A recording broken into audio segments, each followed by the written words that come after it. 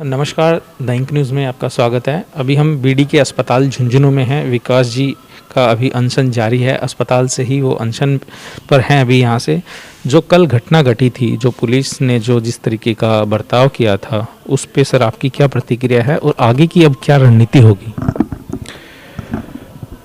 कल हम गणतंत्र दिवस मना रहे हैं। हमारा गणतंत्र दिवस वही 26 जनवरी 1950 को हमारा संविधान लागू हुआ था और सही मायने में देश लोकतांत्रिक देश बना था।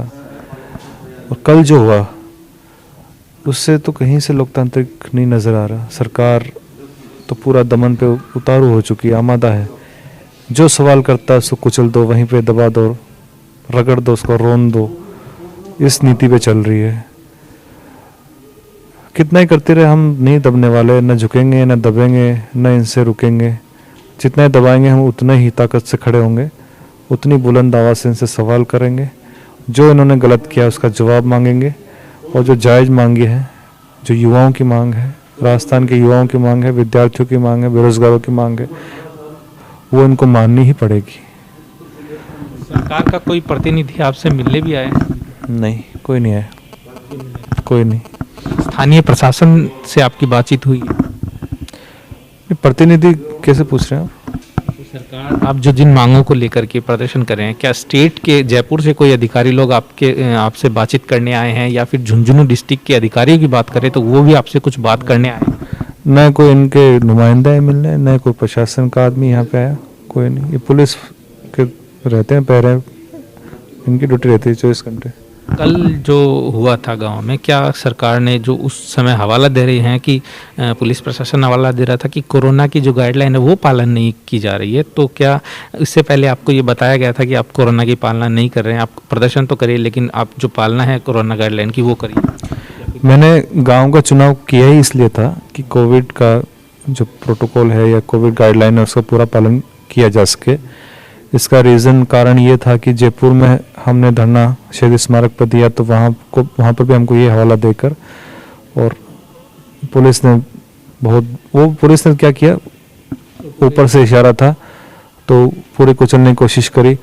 फिर यहाँ पे मैंने गांव का चुनाव इसलिए किया कि गांव की आबादी बहुत कम है। मेरे गांव में 200 से ज़्यादा लोग हैं, और जो गांव में एट ए टाइम रहते हैं, जो आसपास घर हैं, वो तो 70-80 की भी उनकी संख्या नहीं होगी। इसलिए ऐसी जगह चुनाव किया था कि सरकार जो है कोविड गाइडलाइन का बहाना करके हमको वहाँ से उठाए ना, परमिशन का नाटक ना करे। परमिशन के लिए मैंने इनको मेल किया था, डीएम की जो है मेल आईडी, और एसपी को भी इंटीमेट किया था। जो लोग बोलते हैं कि हमसे परमिशन नहीं मांगी, इनसे परमिशन मांगो तो ये परमिशन देते नहीं हैं, और नहीं देते हैं, बैठ जाओ तो वो ये कहते हैं कि आपने परमिशन मांगी नहीं, जबकि इनको ये सब कुछ करने देना ही नहीं होता। हम वहाँ पर बैठे पूरा, आप देखियो, एक भी उसमें है ना, आप भी जाके आए थे कि कितनी वहाँ पे संख्या, 100 से अधिक संख्या तो मैंने वहाँ देखी नहीं, है ना। आते थे, चले जाते थे, आना जाना लोगों का लगा रहता था। कई बार भीड़ आती थी, हम खुद ही बोलते थे कि यार थोड़ा सा आप लोग बाहर वेट कर लो, ये चले जाएंगे तो दूसरे आ जाएंगे।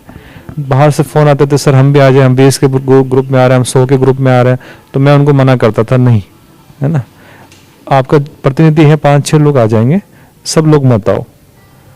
चुनावी जो गांव है उसकी लोकेशन भी ऐसी है कि आम रास्ता नहीं है, बस से जाओगे तो आपको स्टैंड से उतर के 2 किलोमीटर पैदल चलना पड़ेगा। फिर भी सरकार ने जो कोविड का बहाना करके और जिस तरीके से महिलाओं के साथ बदतमीजी करके, उनके साथ खींचतान करके, और जो टेंट उखाड़े हैं, तो कह रहे हैं तिरंगे के साथ भी जो प्रत्यक्षदर्शी हैं वो लोग, उनके तिरंगे का भी सम्मान नहीं किया इन लोगों ने। तो ये मतलब कहाँ लोकतंत्र है? अब आगे का क्या है आपका? कल का आपने प्रदर्शन का ऐलान किया है, उसमें आपने कहा है कि प्रदर्शन करेंगे, विरोध करेंगे, तो गवर्नमेंट ने जो बैन कर रखा है प्रदर्शन धरनों पर, अब तो वो गाइडलाइन का हवाला देंगे, तो आप इसको किस तरीके से मैनेज करेंगे? सरकार दे गाइडलाइन का हवाला। मैं तो प्रदर्शन कर नहीं रहा, मैं टेंशन पे हूँ।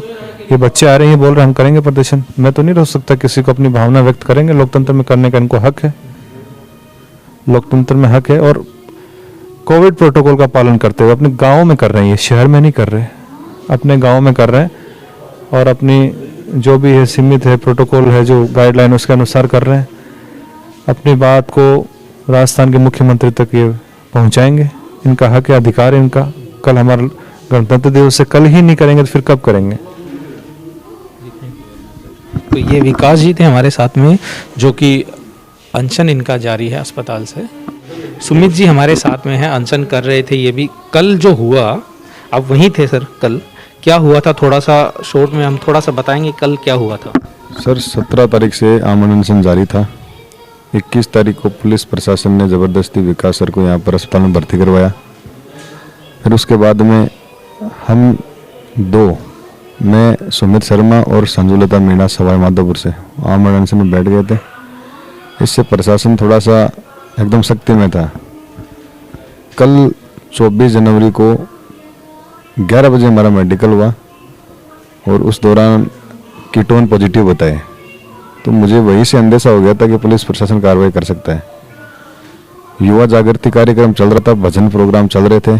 शाम को 4 बजे पुलिस प्रशासन आते हैं, लगभग 60-70 पुलिस वाले होते हैं। पहले वहाँ से मुझे उठा लिया जाता है और एम्बुलेंस में डाल दिया जाता है। फिर टेंट वगैरह फाड़ देते हैं। उसके बाद में तिरंगे का अपमान होता है।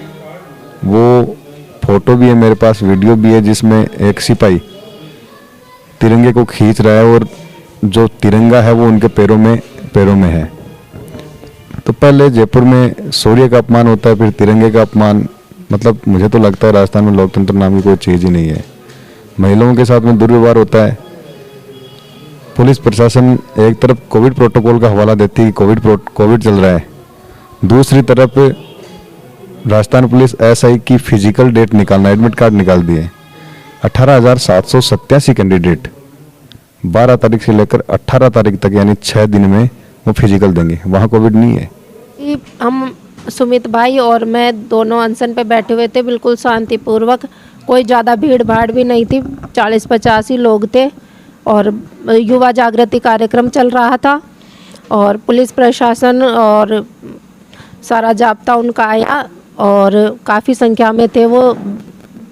तो उन्होंने आते ही सबसे पहले तो युवा जागरण का जो कार्यक्रम चल रहा था, युवा जागृति कार्यक्रम, उसको पहले हटाया, उनको डराया धमकाया। उसके बाद में उन्होंने फिर टेंट वगैरह उखाड़ने की धमकी दी। फिर सब लोगों को डरा के धमका के बाहर निकाल दिया, गांव वालों को। फिर कुछ लोगों के साथ बदतमीजी भी की, कई लोगों को गिरफ्तार भी किया उन्होंने। सुमित भाई है, उनकी थोड़ी हल्की थी तबीयत, तो उनको उठा लिया उन्होंने। पर मेरी तबीयत तो ठीक थी, पर वो क्या अनशन ख़त्म करवाना चाहते थे और धरने को ख़त्म करवाना चाहते थे। उनका ये था कि भाई ये धरना ख़त्म हो जाए जैसे तैसे कर कुरा के। तो इस वजह से वो लोग सुमित भाई को ले आए और मुझे तो ज़बरदस्ती लाए। पर यूँ है, उन्होंने बदतमीजी नहीं करी, मेरे को खूब समझाया भाई चल चलो। पर मैं मुँह नीचे करके बैठ गई, भाई मैं नहीं चलूँगी।